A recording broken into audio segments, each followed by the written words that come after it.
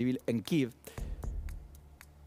Dicen que 5 cayeron en la ciudad, 37 fueron derribados, han rescatado 20 civiles entre los escombros. Dicen que es la modalidad que Rusia encontró más barata para hacer más eficaz sus ataques. Cuestan 20.000 euros versus los 6,5 millones de euros que cuesta un misil, por ejemplo. El gobierno ruso, mientras tanto, sigue reclutando soldados por la fuerza. Muchos no se presentaron, entonces los van a buscar a sus casas. Las imágenes son cada vez más apremiantes. Moscú aparece algo convulsionada al respecto. Hoy Europa aprobó más fondos para Ucrania. Confirmó que van a entrenar hasta 15.000 soldados en Europa. Y hoy la OTAN confirmó además que empezó las maniobras nucleares en Bélgica, que son, dijo, disuasivas, que disocia de los ataques de Rusia a Ucrania, que los viene llevando adelante desde hace tiempo, pero que naturalmente en medio del contexto aflora como también una situación de cierta amenaza. Lo que mueven además son las famosas ojivas nucleares, o sea, definitivamente la perspectiva de entrar en una guerra nuclear empieza a ser parte de los diagnósticos posibles. No tanto probables, pero sí posibles. Oleksiy Otkidach es analista ucraniano, está en Kiev, o Kiev, como ustedes quieran llamarlo. Oleksiy, bienvenido, ¿cómo estamos? Muy buenas tardes. Hola, buenas tardes a todos y a todas. Gracias por esta deferencia para con nosotros. ¿Cuántos serían los muertos en principio en Kiev hoy? ¿3, 5? Pues lamentablemente fallecieron 5 personas. Esto sabemos por ahora que los bomberos están trabajando en las ruinas de esa casa residencial que fue destruida y buscan a la gente que puede estar dentro de esa casa y ya encontraron 5 cuerpos muertos. ¿Qué es lo que está ocurriendo a esta hora? ¿Siguen los ataques? ¿Han armado?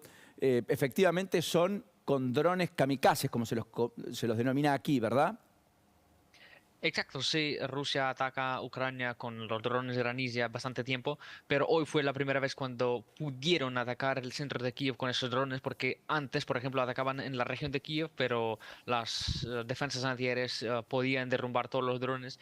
Hoy tuvimos el ataque mucho más masivo y sí, yo creo que hace 30 minutos sonaron las sirenas antiaéreas y justo hace 5 o 10 minutos derrumbaron otro dron en Kiev, en la capital ucraniana. Hay una idea de que Rusia se está desgastando en la batalla, que también está sufriendo fuertes bajas. Hoy se ha confirmado que hubo un nuevo intercambio de prisioneros por parte de Ucrania y Rusia, lo ha confirmado Zelensky. Está llegando el invierno, que es muy crudo, donde se supone que allí las tropas van a tener más problemas para desplegarse puertas adentro en Ucrania. ¿Qué es lo que estás viendo vos? Pues si hablamos de los ataques de los drones, entendemos que es una forma bastante barata para Rusia molestar a la vida en Ucrania. Y yo creo que ellos piensan que atacando las ciudades ucranianas con estos drones quieren romper la voluntad de la población ucraniana para resistencia.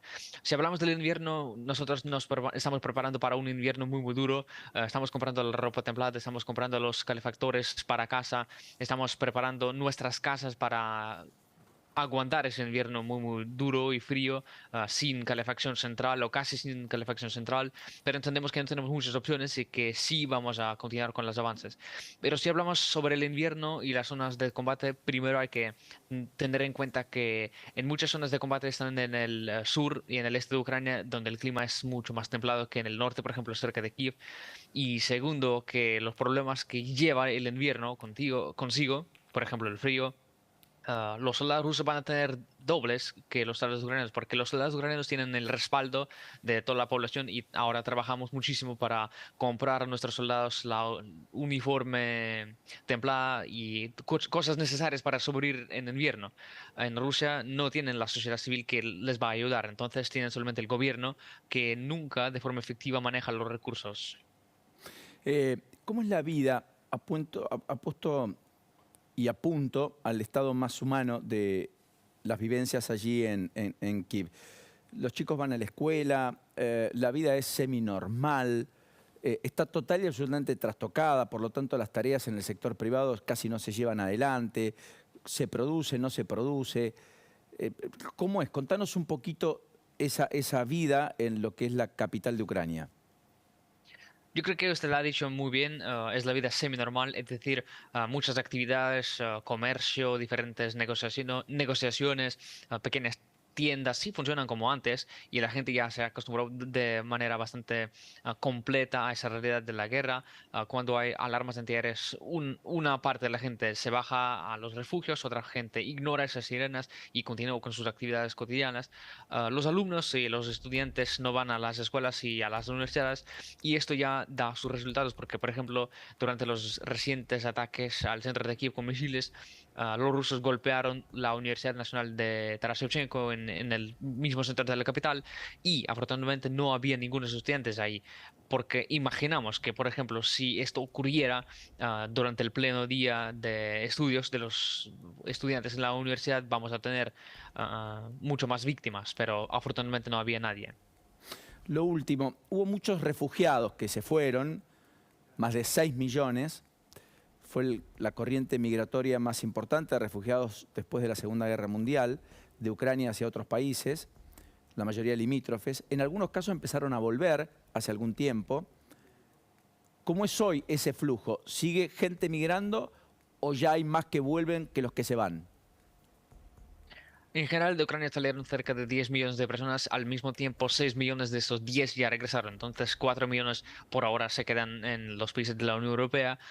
Normalmente ya desde junio tenemos la dinámica positiva, la gente más regresa que sale de Ucrania y todos los que querían quedarse fuera de Ucrania ya se quedaron, esos 4 millones y 6 millones que no querían permanecer ahí mucho tiempo ya regresaron. Lamentablemente la gente no puede volver, por ejemplo, a Mykolaiv, a Zaporizhia, a Kharkiv, las ciudades que tenían muchos habitantes, que tenían 2 millones, 1 millón de habitantes, 500.000, pero están ahora cerca de la línea de del frente y están bombardeados cada día. La gente no puede volver ahí. Enorme abrazo, como siempre, un placer y gracias por esta pequeña pincelada descriptiva de cómo se está vivenciando todo allí en la capital de Ucrania. Un abrazo. Un abrazo, muchas gracias. Nos metemos de lleno en la crecida del río Paraná.